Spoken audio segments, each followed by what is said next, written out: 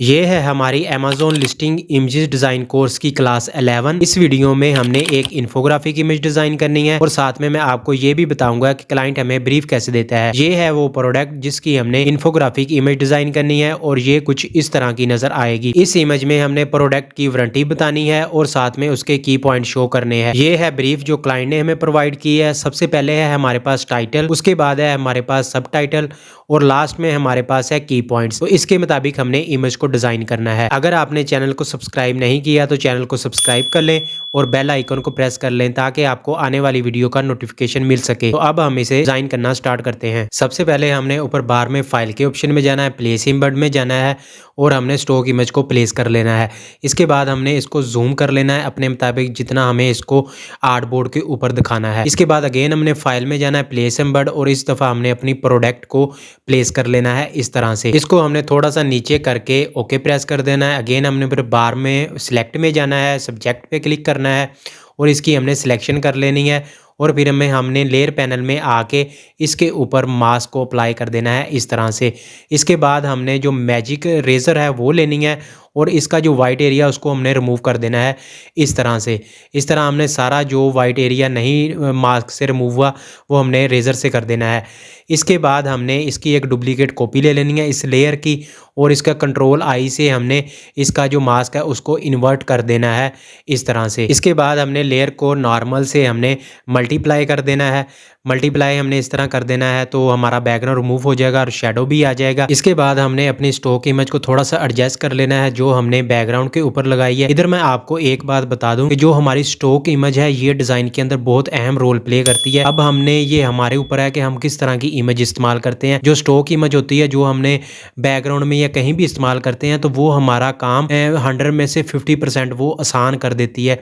इसलिए आपने स्टॉक जब भी ढूंढना है तो आपने थोड़ी सी रिसर्च कर लेनी है, आपने थोड़ा सा टाइम ले लेना है। क्लास 3 के अंदर मैंने स्टॉक इमेजेस के बारे में बताया हुआ है कि हम कहाँ से डाउनलोड कर सकते हैं।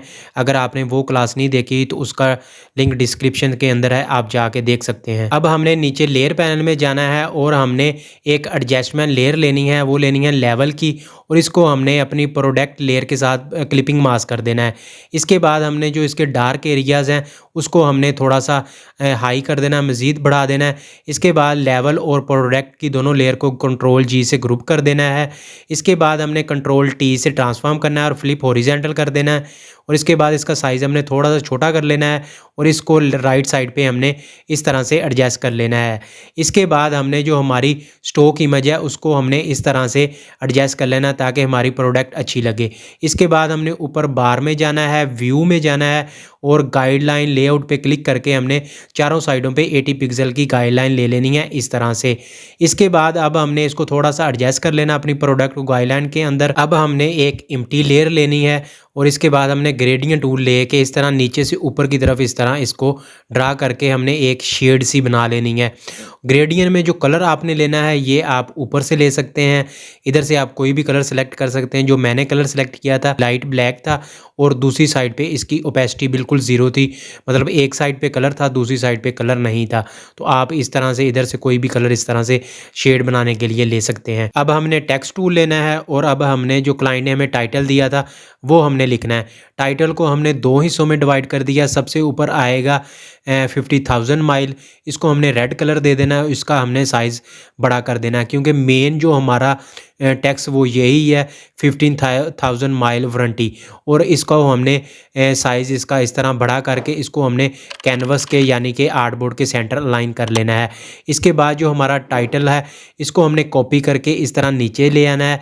जो हमारा टाइटल का दूसरा पार्ट है वो है वारंटी, इसके नीचे हमने वारंटी लिख देना है। वारंटी हमने लिखने के बाद इसको हमने वाइट कलर दे देना है ताकि ये दोनों एक इफेक्टिव सा इफेक्ट आ जाए और दोनों उभर के नजर आए। इसके बाद जो हमने ग्रेडियंट टूल से शेड सा बनाया था उसको हमने ग्रेडियंट टूल लेके मज़ीद थोड़ा सा डार्क कर देना क्योंकि हमारा टेक्स्ट इतना वाज़िया ऊपर नज़र नहीं आ रहा था, इसलिए हमने उसको ग्रेडियंट टूल से मज़ीद हमने डार्क कर दिया है। इसके बाद अब हमने लिखना है सब टाइटल। तो हम अपने जो पहले वाली इमेज हमने डिज़ाइन की थी उसके ऊपर जाते हैं और हमारा सब टाइटल और हमने जो उसका रेक्टेंगल है उसको हम कॉपी करके अपनी इस इमेज के ऊपर ले आते हैं। इधर हमने इस तरह ला के हमने पेस्ट कर देना है। कंट्रोल सी से कॉपी करना है, कंट्रोल वी से पेस्ट करना है। इसको हम इस तरह से थोड़ा सा एडजस्ट कर लेते हैं वारंटी के नीचे। अब हमने जो हमारा सब टाइटल है वो हमने इसके ऊपर लिखना स्टार्ट कर देना है।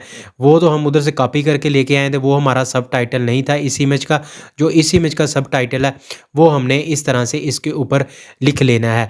इसके बाद जो हमारा टेक्स्ट और रेक्टेंगल है उसको हमने सेंटर लाइन कर लेना है इस तरह से, और रेक्टेंगल का साइज़ थोड़ा सा कंट्रोल टी करके हमने थोड़ा सा छोटा कर लेना है, और इस तरह हमारा टेक्स्ट और सब टाइटल लिखा गया है। इसके बाद हमने टेक्स्ट टूल ले लेना है। टेक्स्ट टूल लेने के बाद अब हमने जो क्लाइंट ने हमें ब्रीफ के अंदर की पॉइंट बताए थे उसमें जो फर्स्ट वाला की पॉइंट है वो हमने इस तरह से लिखना स्टार्ट कर देना है। इधर मैं आपको एक चीज़ बताऊंगा कि आपने टेक्स्ट लिखते वक्त इस बात का ख्याल रखना है कि हमारे टेक्स्ट का साइज़ कैसा हो, इसमें हमने फ़ॉन्ट कौन सी इस्तेमाल करनी है, क्योंकि अगर हम साइज़ या फ़ॉन्ट का ख्याल नहीं रखेंगे तो ये हमारा पूरा डिज़ाइन ही ख़राब हो जाएगा। इसलिए आपने फ़ॉन्ट की सिलेक्शन और दूसरी चीज़ों का ध्यान रखना है। इसके बाद हमने रेक्टेंगल टूल इस तरह से एक ड्रा कर लेना है, और इसके जो हमने ड्रा करने के बाद इसके जो चारों कॉर्नर हैं उसको हमने थोड़ा सा इस तरह राउंड शेप में कन्वर्ट कर लेना है, और इसको हमने थोड़ा सा इस तरह बड़ा कर लेना है इस तरह, और हमने रेड कलर फिल कर देना है इसके अंदर। और हमने रेक्टेंगल लेयर को टेक्स्ट लेयर के नीचे ले आना है इस तरह से, और रेक्टेंगल को हमने थोड़ा सा नीचे कर लेना है और इसको एडजस्ट कर लेना है। इसके साथ हमने जो हमारा टेक्स्ट लिखा था वो भी हमने इसके ऊपर इस तरह से थोड़ा सा नीचे की तरफ ले आना है।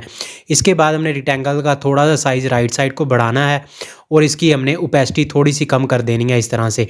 इसके बाद जो हमारे पास ये बैज है इसको हमने ऊपर की तरफ इस तरह ले जाना, क्योंकि हमने ऊपर फिट करना है, और हमने जो हमारा रेक्टेंगल है उसको हमने नीचे ले आना है, और टेक्स्ट को भी साथ ही हमने नीचे ले आना है। इसके बाद हमने सर्कल टूल लेना है, इलिप्स टूल लेना है, और इस तरह से टेक्स्ट के ऊपर एक सर्कल को इस तरह से हमने ड्रा कर लेना है, और इसमें हमने वाइट फिल कर देना है, मतलब हमने इसको कलर जो देना है वो हमने वाइट दे देना है, और इसको हमने थोड़ा सा टेक्स्ट की ऊपर की तरफ इस तरह ले जाना है, और हमने इसको टेक्स्ट और सर्कल को सेंटर लाइन कर देना है।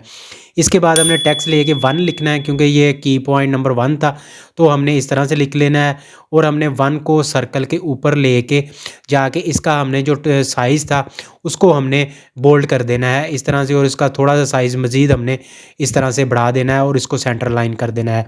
इसके बाद हमने इन दोनों चीज़ों को ग्रुप कर लेना है। अब हमने सर्कल और टेक्स्ट वाली लेयर को कंट्रोल जी से कॉपी कर लेना है, और इसके बाद कंट्रोल जे प्रेस करके हमने इसकी 2 कॉपीज़ ले लेनी है, और जो पहले वाली कॉपी है उसको कंट्रोल टी से हमने ट्रांसफॉर्म करके इस तरह नीचे ले आना है।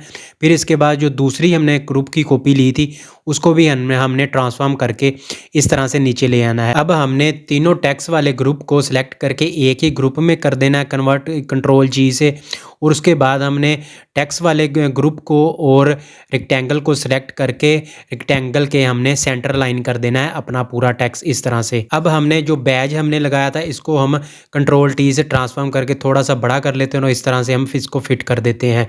इसके बाद हम जूम कर लेते हैं। अब हमने की पॉइंट नंबर 2 और 3 लिखना है। सबसे पहले हम सर्कल से 1 को 2 कर देंगे, उसके बाद हम नीचे वाले टेक्स्ट को हमने जो हमारा की पॉइंट नंबर 2 था वो हम लिख लेंगे जो क्लाइंट ने हमें दिया था। इसके बाद हमने जो नीचे हमारा 3 नंबर की पॉइंट है वो हम इस तरह जल्दी से लिख लेते हैं। तो इस तरह हमने अपना सारा जो क्लाइंट ने हमें ब्रीफ दी थी उसके मुताबिक हमने सारी चीज़ें इस तरह से लिख लेनी है, और लास्ट में हमने इसकी जो व्यू में जाके हमने क्लियर गाइड कर देनी है, और इस तरह से ये हमारी फाइनल इमेज रेडी हो गई है। अगर आपका कोई भी क्वेश्चन हो आप मुझे कमेंट के अंदर पूछ सकते हैं, और चैनल को सब्सक्राइब कर लें ताकि आपको नेक्स्ट वीडियो का नोटिफिकेशन मिल सके। अगर आपको वीडियो पसंद आए तो like and share. Thank you so much.